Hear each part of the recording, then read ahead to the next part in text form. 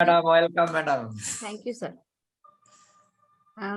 सबसे पहले तो मैं जितेंद्र सर को बहुत बहुत धन्यवाद शुक्रिया अदा करूंगी, क्योंकि जब हम आरसीएम में सब लोग तो पैसा कमाने के लिए आते हैं, लेकिन ये यहाँ एक ऐसा प्लेटफॉर्म है जहाँ पे हेल्थ और वेल्थ दोनों भी बहुत अच्छे से मिल रहा है।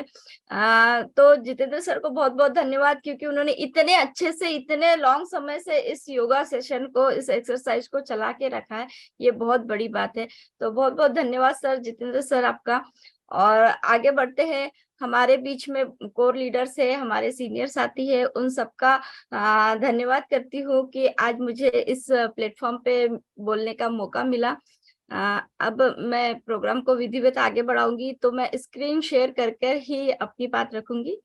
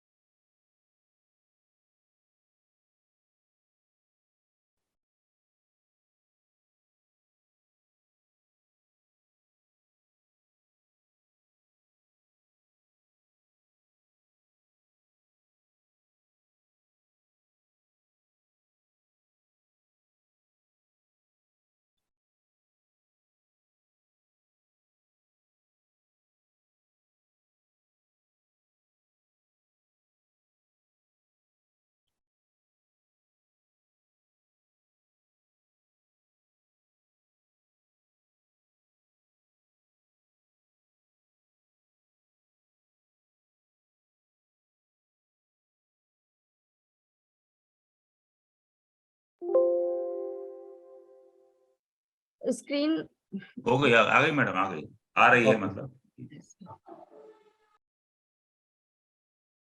तो आप सभी भाई बहनों का इस मिरेकल मॉर्निंग में मैं बहुत बहुत स्वागत करती हूँ, अभिनंदन करती हूँ और वेलकम करती हूँ। और आज जो मुझे स्टोरी बोलने का मौका मिला, अपनी जो इतनी दिन की जर्नी है आरसीएम में, उसे बताने का मौका मिला, उसके लिए मैं बहुत बहुत धन्यवाद करती हूँ। और मैं शुरुआत करती हूँ अपने परिचय से। मैं हेमलता बाविस्टाले मध्य प्रदेश के छिंदवाड़ा जिले के एक छोटे से तहसील में रहती हूँ। बीए कंप्यूटर से मैंने ग्रेजुएशन किया है, ब्यूटिशियन का डिप्लोमा लिया है। आरसीएम में मैं न्यूट्रीचार्ज वीरांगना हूँ। कीसोल में मैं निर्जरा हूँ। कीसोल का आउटलेट मैं रन करती हूँ। आरसीएम का वंडर वर्ल्ड हमारे घर में है। और आरसीएम में एक पर्सनल पी नेचुअर भी हूँ। और जब हम आरसीएम में होते हैं तो हमारे कुछ गुरु होते हैं, हमारे कुछ अप्लायंस होते हैं, जिनके मार्गदर्शन में रहकर हम इस बिजनेस को सीखते हैं। इन सारे गुरुओं को प्रणाम करती हूँ और आप सबसे निवेदन करती हूँ कि एक बार इनके सम्मान में जरूर तालियां की जाए। अब मैं अपनी स्टोरी अपने बचपन से शुरू करूंगी, क्योंकि इसमें है कि हम अपनी पूरी स्टोरी बताएं। तो मेरा जो जन्म हुआ है वो छिंदवाड़ा जिले की छोटी सी तहसील सौसर में ही हुआ है। और हम 4 बहनें और एक भाई है, और मम्मी है, क्योंकि पिताजी जब मैं 10 साल की थी तभी उनका निधन हो गया। और मैं 4 बहनों में तीसरा नंबर हूँ। भाई मुझसे छोटा था। चूंकि हमारा बहुत ही मतलब मम्मी अकेली थी पूरे परिवार को चलाने के लिए, तो आप समझ सकते हैं कि परिवार की स्थिति उतनी अच्छी नहीं थी जितनी होना चाहिए। जो नॉर्मल परिवार होता है वैसा नहीं था, लेकिन जो मम्मी ने संघर्ष करके हम सबको पाला पोसा बड़ा किया, और इनका संघर्ष एक अलग था। उनको देख देख कर हमेशा एक प्रेरणा मिलती थी कि हमें कुछ करना चाहिए, उनकी मदद करना चाहिए। और जो भी हमसे हो पाता था हम करते थे। और जब मैं एजुकेशन कर ही रही थी, फर्स्ट ईयर में थी, तभी आरसीएम बिजनेस मुझे मिला। और आरसीएम बिजनेस मिला तो मेरे अंदर एक और उत्साह जाग गया कि मैं कुछ कर सकती हूँ। और जैसे जैसे हमारे अपलाइन बताते जाते थे वैसा वैसा हम करते थे, सीखते थे, मीटिंग सेमिनार में जाते थे, किताब पढ़ते थे, कैसे सुनते थे। और हमें बताया गया था कि फैक्ट्री में विजिट करने से विजन क्लियर होता है। तो फैक्ट्री विजन किया और आदरणीय टीसी सर का आशीर्वाद हमें मिला। इस समय 7th एनिवर्सरी आरसीएम भीलवाड़ा में हुई थी उसे अटेंड करने का मौका मिला, और वहां से हमारा विजन एकदम क्लियर हो गया कि आरसीएम बिजनेस बहुत बढ़िया है, इसे हम कर सकते हैं, और हमने करना शुरू किया। और धीरे धीरे जब हम आरसीएम बिजनेस को सीख रहे थे, कर रहे थे, और उसके बाद में 2008 में हमारी शादी हुई अशोक जी के साथ में। और जब शादी हुई पहले हम अकेले थे, क्योंकि सर भी आरसीएम में रॉयल्टी एच्योर थे, और हम भी आरसीएम को सीख ही रहे थे, तो हमने साथ में सोचा कि अब बहुत अच्छे से आरसीएम बिजनेस करेंगे, क्योंकि सर टीचर थे। और हमारी जब शादी हुई थी तो हमारे घर में इनकम का दो मात्र सोर्स था, एक था आरसीएम का और दूसरा था गवर्नमेंट जॉब में टीचर थे, क्लास 1 के लेक्चरर थे, तो वहां से एक इनकम आती थी। जब इनकम तो आती थी जॉब से, लेकिन कहते हैं ना कि नौकरी एक ऐसी चीज है जो चैन से जीने नहीं देती है और भूखा मरने नहीं देती। इसमें थे कि कब तक के हम ये करेंगे, और हमने फिर भी नौकरी के साथ साथ कुछ समय तक के आरसीएम बिजनेस किया, और करने के बाद में अल्ट्रो जैसी एक कार खरीदी, क्योंकि पहले जब मेरी शादी हुई थी तो मैं किराए के घर में रहती थी और इनकम का सोर्स केवल सर की नौकरी था, और साथ ही साथ आरसीएम बिजनेस करते करते हमने एक अल्टो कार खरीदी है। पहले कुछ भी वाहन नहीं था, और वाहन लेने के बाद में ये सोचा कि अब हम तेजी से इस बिजनेस को करेंगे, और बिजनेस को तेजी से करने के लिए हमेशा समय चाहिए होता है, लेकिन ये समय हमारे पास नहीं था, क्योंकि जहाँ पे हम रहते थे वहां से 200 किलोमीटर दूर सर की नौकरी थी। तो सर हफ्ते में एक दिन घर में आते थे, और उसी दिन में घर के जो काम होते थे पेंडिंग, और जो भी एक्स्ट्रा वर्क होता था वो भी करना होता था, आरसीएम भी करना होता था, तो समय बहुत कम मिल रहा था, इसलिए बिजनेस धीरे धीरे चल रहा था। और इस समय सर ने हमने एक डिसीजन लिया कि हम नौकरी को छोड़कर क्यों ना आरसीएम बिजनेस किए, क्योंकि नौकरी में रहेंगे तो 60-65 साल तक के हमें रिटायरमेंट नहीं मिलेगा, और तब तक के करना पड़ेगा। और आरसीएम में यदि हमने 5 साल भर के मेहनत कर लिया तो हम रिटायर हो सकते हैं और अपनी लाइफ को अच्छे से जी सकते हैं। तो सर ने नौकरी छोड़ दी, और नौकरी जैसे ही छोड़ी वैसे ही कंपनी में कुछ व्यवधान आया, और व्यवधान आने के बाद आप समझ सकते हैं कंपनी कुछ समय के लिए उसमें कार्य रुक गया, और आप समझ सकते हैं कि उस समय का जो संघर्ष रहा होगा वो हमारी जिंदगी का कुछ अलग ही संघर्ष था, क्योंकि इस समय तक के एक बेटी मुझे हो चुकी थी। इनकम का दोनों भी सोर्स, जो नौकरी था वो भी बंद हो गया, और जो आरसीएम था वो भी बंद हो गया।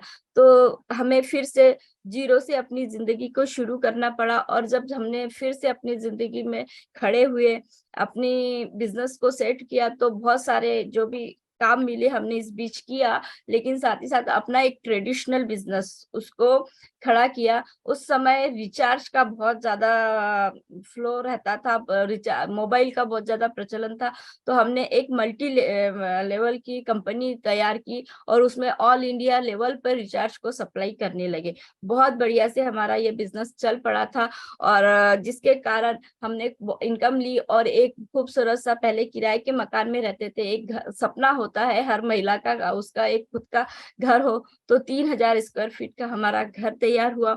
उसके बाद में दूसरा एक सपना होता है कि हमारी अच्छी एक कार हो, तो दूसरी हमने 11 लाख की कार खरीदी, और वो जेस्ट की फुली लोडेड कार थी, वो भी हमारा दूसरा सपना पूरा हुआ। इस तरीके से जिंदगी बहुत अच्छे से चल रही थी। और एक जो ये होता है आजकल प्रचलन में है, और अपने इसका कह सकते हैं कि डिमांड है मार्केट में इंटरनेट की, ब्रॉडबैंड की। इस तरीके से सर्विस हमने शुरू की खुद। पहले तो टावर हमने किराए पे लिए, और फिर खुद का टावर बनाकर अपने बिजनेस को रन किया। एक जो इनकम की इच्छा होती है हर किसी की कि 1 से 1.5 लाख रुपए की इनकम हर महीने हमारे घर में आए, वो हमारे घर में ट्रेडिशनल बिजनेस के माध्यम से आना शुरू हो गई थी, और बहुत अच्छी जिंदगी चल रही थी। ऑफिस हमने खोल रखा था, वहां पे कुछ एम्प्लॉयज थे, हमारा काम सारा एम्प्लॉयज देखते थे, तो हमारे पास में थोड़ा घर में समय भी होने लगा था, और बढ़िया तरीके से चल रहा था। और इसके बाद आरसीएम बिजनेस पुनः हमारी जिंदगी में आया। लेकिन यहाँ पे मैं बताना चाहूंगी कि यहाँ पे आते आते मुझे 2 बेटियां थी और मैं और प्रेग्नेंट थी। तो सर ने आरसीएम बिजनेस को ज्वाइन किया, लेकिन मुझे नहीं बताया था, क्योंकि यहाँ तक के आते आते मैं आरसीएम बिजनेस के प्रति पूरी टोटली निगेटिव हो चुकी थी। पूरी मेमोरी आरसीएम की वो सब भुला चुकी थी, क्योंकि जो संघर्ष इस दिनों में हमने किया था वो पुरानी चीजों को याद रखने से दुखी होता है। इसीलिए मैंने उसे पूरी तरह भुला दिया था कि मुझे आरसीएम नाम की कोई चीज मैं करती भी थी या हमारे जिंदगी में था, कुछ याद नहीं था। लेकिन जब सर ने पुनः ज्वाइन किया, उन्होंने मुझे नहीं बताया। एक दिन की बात है, जब मैं हमारे घर का किराना खत्म हुआ और किराना खत्म होने के बाद में मैंने बोला सर से कि किराना ला दीजिए, तो उन्होंने पिकअप सेंटर में फोन किया और कुछ सामान घर में मिला। उसमें से मैंने हाथ डाल के एक साबुन निकाली कपड़े धोने की, तो मुझे कोई दूसरी ही साबुन दिखी जो हम मार्केट में लाते थे, वो साबुन नहीं थी। तो मैंने सर से उस दुकान वाले से कहा, वो तुरंत था कि मैंने कहा भैया आपने ये गलत सामान ला दिया, ये सामान नहीं चाहिए, मैं तो हमेशा रिन साबुन इस्तेमाल करती थी कपड़े धोने के लिए, मुझे वही चाहिए। तो उन्होंने मुझे कहा कि मैडम हमारे यहाँ पे तो यही आती है। तो फिर मैंने कुछ बोला नहीं और सर से मैंने कहा ये आपने कौन सा सामान मंगा लिया, ये सब सामान गलत गलत ला दिया, इससे कौन से कपड़े अच्छे नहीं हो गए, व्हाइट कपड़े रहते हैं उसके धोना पड़ता है। तो इस तरीके से बातें हुई। फिर सर ने मुझे कहा कि यार तुमने देखा नहीं कि वो सामान कौन सा है, और मैंने फिर ध्यान से देखा तो मुझे वहां पे आरसीएम लिखा हुआ, और मेरा इतना दिमाग खराब हुआ कि आरसीएम का सामान फिर से घर में आ रहा है, इसका मतलब ये है कि सर ने आरसीएम बिजनेस को ज्वाइन किया है। मैंने सर से पूछा कि आपने फिर से आरसीएम बिजनेस ज्वाइन किया, तो उन्होंने कहा हाँ कोई आया था, मेरी आईडी डाल दिए तो सामान मंगाए। अब तेल वगैरह तो अच्छा है तो अपन उसी को खाएंगे, जो अच्छा है वो खाएंगे, जो नहीं है नहीं। तो चलिए, मैंने कहा ठीक है, तेल तो वाकई में अच्छा था, हमने पार्ट 1 में भी यूज किया था। तो और तो तेल मैंने कहा चलिए ठीक है, लेकिन ये सब कपड़े धोने की साबुन और ये नहाने की ये सब मुझे नहीं चाहिए, क्योंकि पहले की जो प्रोडक्ट की क्वालिटी थी उसको देखकर ही मैं अंदाजा लगाती थी, क्योंकि दोबारा तो मुझे पता ही नहीं था। तो कुछ समय तक के ऐसा ही हमारा चलते रहा। फिर मेरा डिलीवरी का समय आया, सर ने तब तक के नेटवर्क बनाना शुरू कर दिया था, नेटवर्क में वो काम करना शुरू किया, और घर से 2-2 3-3 दिन बाहर रहने लगे। ये बात मुझे अच्छी नहीं लगती थी। फिर मुझे धीरे धीरे लेकिन एक बात है हमारे सर में, जो वो ठान लेते हैं वो फिर किसी की भी नहीं सुनते हैं। तो मुझे पता ही था कि यदि मैं कुछ भी बोलूंगी तो सर मेरी बात तो अभी मानेंगे नहीं, उससे अच्छा है कि चुप रहो। और चुप रहते रहते मैंने देखा, लेकिन आरसीएम के प्रति अभी भी मुझे विश्वास नहीं हो रहा था, मुझे कुछ भी नहीं। मैं ये सोचती थी कि जाने दो, करने दो ना, कितने दिन करेंगे, फिर कुछ दिन करेंगे करेंगे और बंद कर देंगे, तो अपना पुराना काम शुरू कर देंगे। तो धीरे धीरे ऐसा हमारा समय चल बीतता गया। और फिर एक समय आया कि हमारी फैमिली पूरी कंप्लीट हुई, और फैमिली कंप्लीट हुई धीरे धीरे, और आरसीएम सर बिजनेस को धीरे धीरे करते रहे। बहुत सारे लोग रिश्तेदार मुझे आकर बताने लगे कि कुछ ऐसा है, सर कर रहे हैं, बहुत अच्छा है। तो मैं हमेशा, एक बात होती थी कि मुझे निगेटिव नहीं बोलना है, ये हमने पहले सीख रखा था, तो मैं हाँ हाँ बोलती थी, और लेकिन मन से कभी भी उसे एक्सेप्ट नहीं किया था। लेकिन 1 साल का जब मेरा बेटा हुआ, तो इस बीच भी सर ने बहुत बार कोशिश की कि मैं कुछ मीटिंग सेमिनार में जाऊं ताकि मैं पॉजिटिव हो, लेकिन मैं नहीं गई, क्योंकि बेटा छोटा था। तो मेरे पास बहुत अच्छा बहाना था कि इतना छोटा बेटा है, मैं इसे घर में छोड़कर नहीं जा सकती। लेकिन 1 साल की हुआ और सर ने मुझे जबरदस्ती एक सेमिनार में ले गया, आदरणीय डी कुमार सर का वो सेमिनार था। और उस सेमिनार में बैठने के बाद मैंने सुना कि सर यूनियन बैंक की गवर्नमेंट की जॉब छोड़कर आरसीएफ बिजनेस कर रहे हैं, और 1,23,000 का 6,23,000 का उनका पिछले महीने का चेक है। तो वहां सुनकर मेरा तो दिमाग खराब हो गया, और मैंने सोचा क्या वाकई में आरसीएम अभी भी इतने अच्छे से चल रहा है। और घर में आई और फिर कुछ वीडियोस देखा, कुछ बहुत सारी कैसेटें देखी, यूट्यूब पे देखा, और उसके बाद मैंने विश्वास किया और सर से कहा कि ठीक है, अब आप करिए, अभी तो मैं नहीं कर सकती, बेटा छोटा है, लेकिन जैसे जितना भी मेरा सपोर्ट हो सकता है मैं आपको दूंगी। और फिर हमने बिजनेस में कदम रखा। पहले सर अकेले थे तो अकेले अकेले बिजनेस किया करते थे, तो थोड़ा उतना मन से खुल के बिजनेस नहीं होता था। लेकिन जब 1 और 1 2 हो जाते हैं, तो 1 और 1 2 नहीं होते, 1 और 1 11 की स्पीड से बिजनेस होता है। इस समय जब मैंने सोचा कि अब बिजनेस में सर को सपोर्ट करना है, लेकिन पहले जो सीख रखा था कि हर बार प्लान दिखाना बहुत जरूरी है, जब तक हम मार्केटिंग प्लान नहीं दिखाएंगे, लोगों को बिजनेस में नहीं जोड़ेंगे, हम सक्सेस नहीं हो सकते। तो जिस समय मेरा बेटा 1-1.5 साल का था, मैं हर दिन 2 घंटे बाहर जाती थी, क्योंकि लोकल में ही जा पाती थी, उसे सुला दिया करती थी और 2 घंटे 2 लोगों से मिलने का निश्चय लिया। हर दिन 2 लोगों से मिलती थी, उन्हें प्लान दिखाती थी, और घर में पिकअप सेंटर था तो पिकअप सेंटर में लाकर उन्हें बिठाल दिया करती थी। सर हुआ करते थे, सर उनको और अच्छे से क्लियर किया करते थे, उनकी खरीदी कराया करती थी और आरसीएम में ज्वाइन कराया करती थी। इस तरह धीरे धीरे हमने आरसीएम में लोगों को लाना शुरू किया। जिस दिन से मैंने सोचा कि अब मैं इसे करूंगी, मुझे पता था कि मुझे प्रोडक्ट को शेयर करना पड़ेगा, मुझे डायमंड क्लब करना पड़ेगा, तो मैंने उसी दिन से, उसी मंथ से डायमंड क्लब स्टार्ट किया। पहले घर घर जाके प्रोडक्ट को दिया करती थी। फिर मैंने सोचा कि हमारे एरिया में एक एग्जीबिशन हो रहा है, उसमें पार्टिसिपेट किया जाए और बड़े लेवल पे इस बिजनेस को चलाया जाए, क्योंकि अब बहुत हो गया, हमने बहुत सारे दिन पीछे छोड़ दिए। उस दिन को पुनः कवर करना है तो हमें तेजी से इस बिजनेस को करना पड़ेगा। और हमने एग्जीबिशन पे लोगों को बताना शुरू किया, प्रोडक्ट को सेल करना शुरू किया। और फिर साथों साथ महिलाओं की संख्या मीटिंग में बढ़ने लगी, तो मीटिंग सेमिनार लेना शुरू किया। और जब भी मीटिंग सेमिनार होता था तो मेरा एक हमेशा ये होता था कि मैं एडवांस टिकट पे काम करूं, क्योंकि जब हम एडवांस टिकट पे काम करते हैं तो हमारे सेमिनार में लोगों की संख्या आना निश्चित हो जाती है। और हमेशा हम एडवांस टिकट पे घर जा जाकर टिकट बेचा करते थे, पिकअप सेंटर में बुलाकर टिकट बेचा करते थे। जो सीनियर लेडी होती थी उन्हें 2 3 4 टिकट दे दिया करते थे कि अब आपको इतने लोग लाना है। तो इस तरीके से हम सेमिनार में लोगों को इन्वाइट करते थे और सीखने की प्रोसेस हमेशा चालू रखी। न्यूट्रिशन काउंसलर का जब पहला कोर्स था वो हमने किया।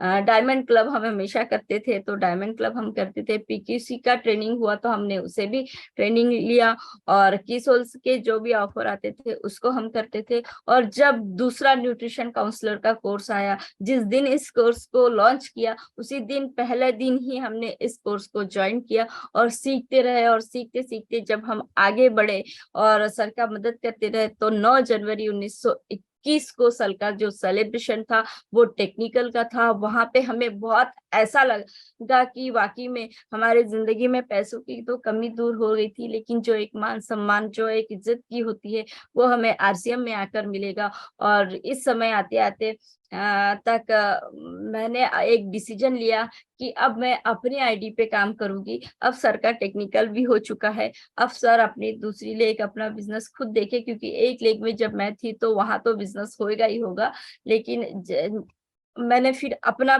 सेल्फ आईडी पे भी काम करना शुरू किया। और जब मैं सेल्फ आईडी पे काम करना शुरू किया तो मैं सोचती थी कि अब मैं अपनी बी लेग कहाँ से चलाऊं, क्योंकि जो ये होता है ना कि जितने आसपास और खास और रिश्तेदार लोग होते हैं, हमने तो उन्हें पहले ही जोड़ रखा था। जो लोग आना चाहते थे वो पहले ही आ चुके थे, जिनको नहीं आना था वो पहले ही नहीं आए। तो अब हम किसके पास जाए और किससे बात करें? तो मैंने देखा अपनी आईडी खोल के, तो मेरे बी लेक में कुछ टर्मिनेट्स लोग पड़े हुए थे, तो उन टर्मिनेट्स लोगों को कॉल करना शुरू किया और उन्हें बताना शुरू किया। और इस समय तक के लॉकडाउन आ चुका था, लॉकडाउन 2020 में ही आया था, तो उस समय तक के जूम सेशंस बहुत जोर शोरों का जोर पकड़ लिया था। तो मैंने जब दूसरी बार आरसीएम बिजनेस मतलब बी लेग में शुरू किया, तो लोगों को टर्मिनेट लोगों को चालू किया और उन्हें जूम सेशंस में इनवाइट किया। हर दिन सुबह मॉर्निंग में एक सेशन हमारे इस टीम में होता है, आदरणीय डी कुमार सर का। उस सेशंस में मैंने लोगों को बुलाना शुरू किया, हर दिन उनको फॉलोअप करते रही और एक एक दो दो लोगों को बुलाना शुरू किया। वहां से कुछ लोग पॉजिटिव हुए और फिर वहां पे वो भी काम करना शुरू करे, तो ज्वाइनिंग्स आना शुरू हो गई। और इसी बीच मार्च में एक ऑफर आया था कि मुझे न्यूट्रीचार्ज की तरफ से गोवा का ऑफर, थाईलैंड का ऑफर। एक सपना था मेरा जब हम पार्ट 1 में आरसीएम बिजनेस करते थे कि हम 5 साल में फ्री होकर गोवा घूमने जाएंगे, बाय फ्लाइट जाएंगे। लेकिन परिवार के चलते, पूरा फैमिली को मैनेज करते हुए और जो बीच में प्रॉब्लम्स हो गई उसको देखते हुए वो सपना कहीं हम भूल चुके थे। लेकिन जैसे ही मेरे सामने गोवा का टारगेट आया, उस टारगेट को पकड़ के मैंने काम किया और काम करते करते न्यूट्रीचार्ज पे काम करते करते वीरांगना क्लब में एंट्री ली। जब मैंने वीरांगना क्लब में एंट्री लिया तो फर्स्ट वीरांगना क्लब की बैच में बनी, जिसमें आदरणीय मिलिंद सर और मनीषा मैम के मार्गदर्शन में सीखते हुए हम आगे बढ़े। मुंबई का जब ट्रिप मिला, पहली बार तो वहां मुझे जाने का मौका मिला वीरांगना क्लब के माध्यम से। जो सपना था फ्लाइट में बैठने का और गोवा जाने का, वो न्यूट्रीचार्ज की तरफ से उससे पहले ही पूरा हो गया। और मुंबई जाने के बाद में आदरणीय गोदा सर के से हमें कुछ सीखने का मौका मिला, उनके ऑफिस में जाकर बैठने का मौका मिला। तो ये हमारे लिए एक अचीवमेंट था। उसके बाद एक ऑफर आया, एक टारगेट आया था शूरवीर का, वो भी हमने अपने B.Lic से पूरा किया और वहां पे हमें सम्मान मिला। उसके बाद न्यूट्रीचार्ज की तरफ से और एक मतलब टूर मिला पूना का, हिडन ओशियंस, जहाँ पे हम नेचर के बीच में अपने हेल्थ के बारे में सीखा 4-5 दिन वहां रह के, और वहां पे भी हमें सम्मान मिला। और वहां पे भी आदरणीय गोदा सर जी आए, जिन्होंने मार्गदर्शन में, जिन्होंने हमें वहां पे भी एजुकेट किया, बहुत अच्छा मोटिवेट किया। तो ये सारी चीज हमारी न्यूट्रीचार्ज वीरांगना में होने और आगे बढ़ते रहे, सीखते रहे, और सीखते सीखते एक दूसरी जो इच्छा थी कि मेरी सेल्फ आईडी पे मेरे नाम की इनकम मुझे मिले, और वह इनकम मुझे मिली 64,498 रुपए की हाईएस्ट इनकम। और इस समय जाते जाते सर भी स्टार पर्ल के लेवल पे पहुंच चुके थे, तो उनका 1 लाख से ज्यादा का चेक आने लगा। इस तरह हमारे घर में जो RCM से हाईएस्ट इनकम आई वो 1,70,000 की थी। लेकिन इनकम के साथ साथ, ये इनकम हम ट्रेडिशनल बिजनेस से भी ले रहे थे, लेकिन उतना नहीं था, वो केवल आ रहा था, चल रहा था, लोगों को देना हो रहा था, ये सारी चीजें। लेकिन इनकम के साथ साथ जो हमें सम्मान मिल रहा है, ये बहुत बड़ा है। सम्मान यूं ही नहीं मिलता है, क्योंकि इस समय आते थे सर का स्टार पर्ल का सेलिब्रेशन हुआ और मेरा प्लेटिनम का सेलिब्रेशन हुआ, और यहाँ पे हमारी जिंदगी ने एक अलग ही मोड़ लिया। और इस तरीके से हम सेमिनार्स मीटिंग में सम्मान मिलने लगा। बनारस में जाकर हमें सम्मान मिला, ट्रॉफी मिली। और एक दिन ऐसा आया, पिछले साल की बात है, आदरणीय गुरुदेव BC सर हमारे घर आए, और उन्होंने जो आशीर्वाद दिया, उनके साथ में, उनके आंखों में आंख डाल जो बात होती है, उनके साथ में रहने के बाद जो पॉजिटिव एनर्जी हमारे अंदर आई, वो एक बहुत ही अजब। और वहां से हम फिर आगे बढ़े, और आगे बढ़ने के बाद में कुछ महिलाओं को इकट्ठा किया, PQC ज्वाइन कराई। PQC ज्वाइन करवाने के बाद में जो PQC का मुंबई का सेलिब्रेशन हुआ, हम महिलाएं उस सेलिब्रेशन में गए। जो भी उसमें मतलब कुछ एक्टिविटी हुई, सारा हमने अपनी टीम से भी और अपने भी उसमें बढ़ चढ़कर भाग लिया। और जो एक सपना था घूमने फिरने का, वो हमारा मुंबई से शुरू हुआ, और हम साथ में मुंबई घूमने गए। फिर हमारा बनारस का टूर हुआ, फैमिली के साथ हम घूमने गए, और बहुत बढ़िया से हमने एंजॉय करना शुरू किया। RCM को करते करते एक एंजॉय करने का जो मजा होता है, ये बहुत ही अलग होता है। और जो मेरा गोवा का सपना था कि मैं गोवा जाऊं, वो RCM और न्यूट्रीचार्ज के माध्यम से पूरा हुआ। गोवा का टूर मिला, वहां पे हमारा सम्मान हुआ बाय फ्लाइट। मैं, सर और मेरी बेटी गोवा गए, वहां पे एंजॉय किया। ये एक सपना था हमारा घूमने फिरने का, वो पूरा हुआ। उसके बाद में थाईलैंड का टूर हमारा कपल के साथ क्वालिफाई हुआ, और थाईलैंड भी हम गए, और थाईलैंड में भी कुछ ऐसी चीजें देखी, कुछ एंजॉय किया, सब लोगों के साथ में रहा। तो ये एक बहुत ही अच्छी अनुभूति रही। और जो एक सपना था कि मैं घूमूं फिरूं हर जगह, पैसा कमाऊं, मान सम्मान करूं, ये सारा चीज आकर RCM में पूरा हुआ है इस तरीके से। और एक और बहुत अच्छी जर्नी मेरी रही, जिसमें थाईलैंड में, विदेश में मुझे मेगा कॉन्फ्रेंस में शामिल होने का मौका मिला।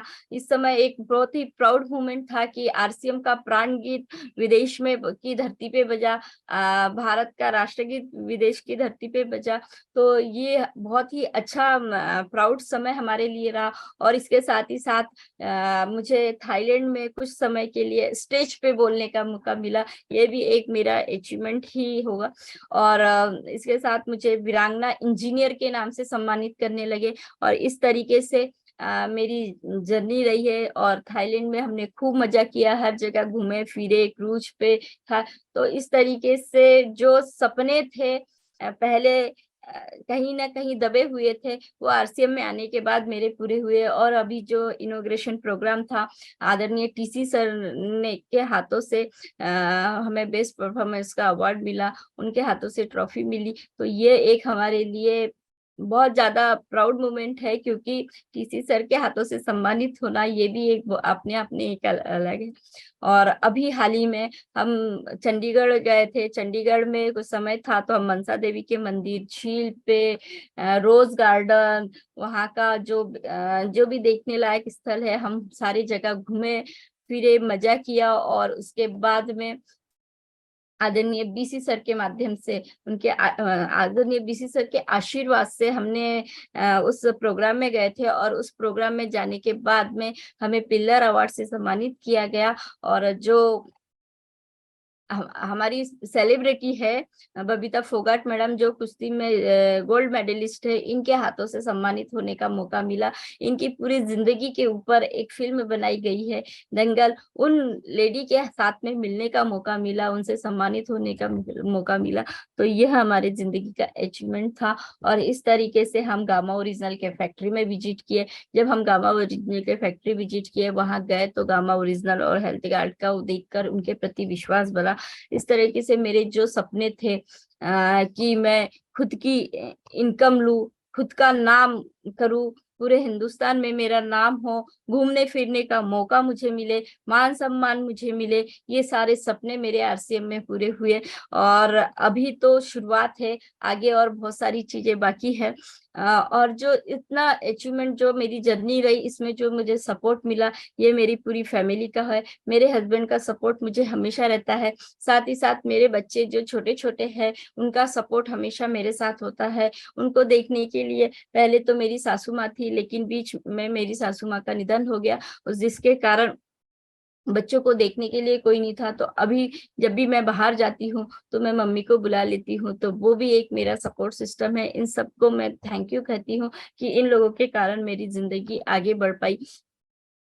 आ, अब मैं एक बात कहना चाहूंगी कि आप सबके घर में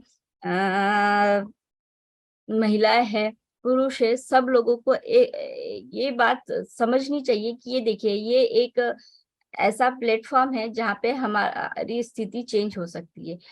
इस महिला को हम सब जानते हैं। ये एक रेलवे स्टेशन पे गाना गाया करती थी, लेकिन उस समय वो गाना गाती थी तो 10-5 रुपए उनको मिलता था। लेकिन जैसे ही किसी की हिमेश रेशमिया, मतलब एक उनकी एक स्टोरी है कि किसी ने उनका गाना वीडियो रिकॉर्ड कर कर यूट्यूब पे डाल दिया, और हिमेश रेशमिया जी ने उनका गाना सुना और उनको एक प्लेटफॉर्म दिया। तो आज उनकी स्थिति इस तरीके से ऐसी बदल गई, अब वो एक एक गाने गाने के लाखों रुपए लेती है। तो स्थिति बदलने के लिए कुछ करना होता है। और स्थिति बदलने के लिए हमें क्या करना पड़ेगा? बड़े सपने देखने पड़ेंगे। जब तक कि हमारे अंदर सपने नहीं होंगे, हम बड़ा कुछ करने का सोचेंगे नहीं। इसके लिए सपना देखना बहुत जरूरी है। इसके लिए सपने देखा और उस सपने को पूरा करने के लिए एक सही प्लेटफॉर्म का होना जरूरी है, एक सही रास्ता चाहिए होता है, विश्वास करना पड़ता है। और विश्वास खुद पे करिए, कंपनी पे करिए, और एक जीत करके निडर होकर कार्य करना पड़ता है। धैर्य के साथ और समर्पण भावना से कार्य करना पड़ता है।